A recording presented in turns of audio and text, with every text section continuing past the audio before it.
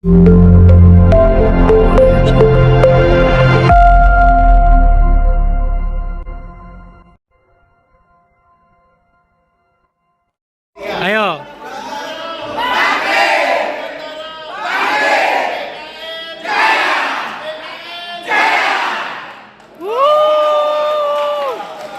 Assalamualaikum warahmatullahi wabarakatuh. Pelotos yang berbahagia, berjumpa kembali di Hasdin Mundika Channel.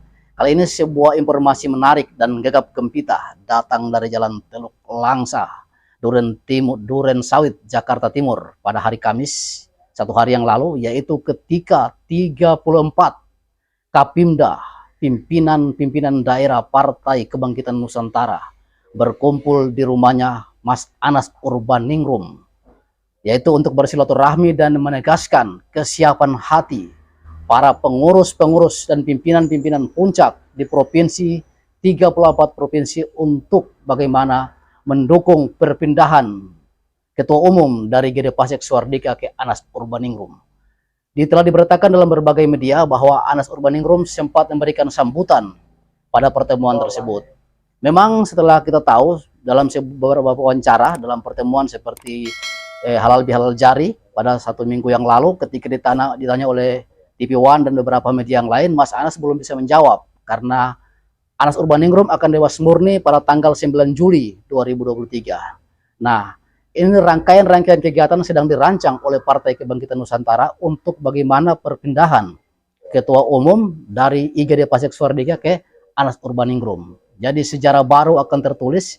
Kita akan lihat apakah benar-benar Mas Anas akan mengambil dan menerima jabatan Ketua Umum PKN Partai Kebangkitan Nusantara, atau ada hal-hal lain yang akan dilakukan setelah tanggal 9 Juli yang akan datang. Yang pasti hari ini sebuah euforia, sebuah gegap gempita dan sebuah harapan besar dari seluruh warga Partai Kebangkitan Nusantara di seluruh Indonesia sangat berharap kepada Mas Anas Urbaningrum untuk memimpin partai ini. Seperti diketahui bahwa Partai Kebangkitan Nusantara adalah partai yang paling bontot dalam pemilu 2024 karena belum sampai 2 tahun didirikan. Yang pertama ketika lulus di Kemenkumham, kemudian bagaimana bisa lolos di KPU, kemudian yang terakhir kemarin dalam pencalonan caleg-caleg, walaupun mengalami kesulitan, Partai Kebangkitan Nusantara bisa menghadapi rintangan-rintangan tersebut dan bisa menyelesaikan rintangan tersebut. Hari ini ketika ada pergantian atau pergeseran dari pimpinan, yaitu ketika beliau Gede Pasek akan menyerahkan Ketua Umum Partai Kebangkitan Nusantara kepada Mas Anas Urbaningrum, ada beberapa kajian yang perlu ditelusuri, yang juga mungkin di berbagai media telah dimuat dan di berbagai video-video, seperti saya pernah mengetengahkan dalam beberapa video yang lalu, bahwa jika ingin mencari aman, seharusnya Anas Urbaningrum tidak perlu keburu ke susu untuk bagaimana menjadi ketua partai saat ini. Cukup menunggu setelah pemilu Februari 2024 selesai, banyak partai terbuka untuk seorang Anas Urbaningrum yang dianggap masih punya kualitas, masih punya kemampuan, dan masih punya magnet yang sangat kuat di Republik ini. Tapi karena sebuah kedekatan, sebuah kawanan yang cukup kuat dengan beliau Gede Pasek Suardika, dan beliau Gede Pasek telah dengan ikhlas menyerahkan Partai Kebangkitan Nusantara kepada Mas Anas, maka ini kita tunggu jawabannya pada tanggal 9 Juli 2024 setelah Anas Urbaningrum bebas murni dari jeratan penjara Sukamiskin. Jadi dalam 1 bulan ini persiapan dari Partai Kebangkitan Nusantara, dari pimpinan nasional, pimpinan daerah sampai pada pimpinan-pimpinan cabang dan ranting sedang melakukan bagaimana persiapan menyambut Ketua Umum yang baru jika itu terjadi, yaitu pada tanggal 9 Juli 2023. Tidak lama lagi, sekitar 1 bulan ke depan.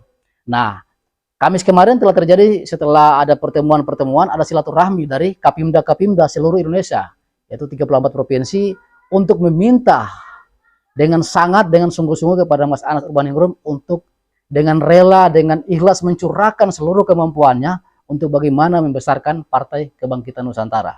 Seperti diketahui bahwa Anas Urbaningrum sempat membesarkan Partai Demokrat yang ketika pertama kali launching dengan 7%, lalu digawangi oleh Anas Urbaningrum yang saat itu menjabat salah satu ketua, lalu Partai Demokrat itu menjadi 21% pada sekitar 10-15 tahun yang lalu. Nah, apakah kejayaan ini, apakah kedikdayaan ini bisa terulang kembali? Nah, ini yang sedang dikaji. Makanya Mas Anas Urbaningrum juga tidak terburu-buru banyak kawan-kawan Mas Anas ya yang pakar-pakar hukum, kemudian pakar kajian sosial sedang mengkaji langkah-langkah Anas Urbaningrum. Memang kalau ingin mencari aman seharusnya seperti yang saya pernah ketengahkan dalam video-video sebelumnya, Anas Urbaningrum tidak perlu dulu berpartai, cukup silaturahmi keliling-keliling Indonesia kepada teman-temannya dari Sabang sampai Merauke. Namun ternyata partai PKN adalah partai yang digawangi juga oleh Anas Urbaningrum sampai lolos, sehingga jika partai juga yang dibiarkan terpuruk, ini juga bukan sesuatu yang baik. Sehingga hari ini Anas Urbaningrum dalam tanda petik masuk dalam sebuah dilema. Apakah mengiyakan akan menjadi ketua umum partai PKN, Partai Kebangkitan Nusantara, atau menunggu setelah Februari 2024 setelah pemilu selesai dilaksanakan. Itu jalan yang paling enak bagi Anas Urbaningrum, karena seperti saya ketengahkan, misalnya banyak terbuka peluang untuk partai-partai yang lain, misalnya Gerindra, kemudian Nasdem, PKB, itu sangat terbuka bagi Anas Urbaningrum ketika selesai pemilu. Nah, cuma hal-hal ini perlu dilihat karena telah ada sebuah mesin, sebuah partai yang juga digawangi oleh Anas. Nah, kalau ini juga dibiarkan dan terpuruk, ada kajian-kajian lain juga yang perlu ditelusuri, sehingga kita belum bisa menjawab. Jawaban ini hanya akan keluar dari mulus atau dari Anas Urbaningrum sendiri ketika tanggal 9 Juli 2023. Apakah beliau bersedia menjadi ketua umum Partai Kebangkitan Nusantara atau cuma membantu atau masuk dalam bagian pengurus. Tapi hari ini seluruh gegap gempita dari seluruh kader-kader Partai Kebangkitan Nusantara sudah sangat berharap, termasuk Ketua Pimda Sulawesi Tengah Wayan Supadi sudah berada di Jakarta dan sudah ikut berkunjung juga ke rumah Mas Anas Urbaningrum untuk meminta dengan sangat agar Anas Urbaningrum memimpin partai yang baru belum berdiri selama kurang dari 2 tahun ini. Karena memang dalam beberapa survei partai ini masih dalam posisi 0, itu harus diakui. Nah, ketika digenjot apakah dalam waktu 8 bulan sanggupkah kekuatan dan magnet Anas Urbaningrum membuat partai ini bisa lolos di Senayan, bisa lolos parliamentary threshold? Ini yang sedang dikaji oleh kawan-kawan. Nah, jika tidak lolos PT, apakah tidak akan meredupkan bagaimana magnet Anas Urbaningrum pada putaran perpolitikan Indonesia? Atau jika partai ini lolos, apakah Anas juga akan menjadi sesuatu yang sangat dicari oleh politisi-politisi di tanah air? Nah, ini cukup panjang kajiannya. Karena itu kita menunggu waktu yang mungkin 1 bulan lebih ini menuju ke tanggal 9. Memang kejayaan angka 9 sedang diulang. Jadi ketika Anas Urbaningrum memimpin Partai Demokrat, itu ada simbol-simbol 9. Nah, kali ini juga di Partai Kebangkitan Nusantara, kemudian setelah cabut nomor urut, mendapatkan nomor urut 9. Kemudian Anas Urbaningrum juga bebas murni.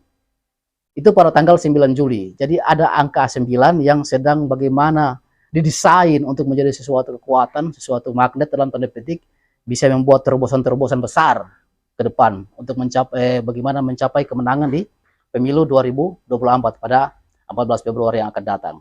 Jadi pelotus yang berbahagia dan kawan-kawan di seluruh tanah air, kita nantikan gegap gempita Partai Kebangkitan Nusantara yang hari ini sedang berbenah, sedang berkemas-kemas untuk menyambut ketua umum baru, yaitu dari Brigade Pasek Suardika, akan diserahkan dengan sukarela dan ikhlas kepada Mas Anas Urbaningrum. Semoga gerbong Anas Urbaningrum yang hari ini masih diam, tidak bergerak di mana-mana, memantau, itu bisa akan bergerak ketika Anas Urbaningrum telah memegang partai ini. Dan semoga partai ini bisa berjaya di pemilu 2024. Pelotus yang berbahagia, semoga bermanfaat penyampaian ini.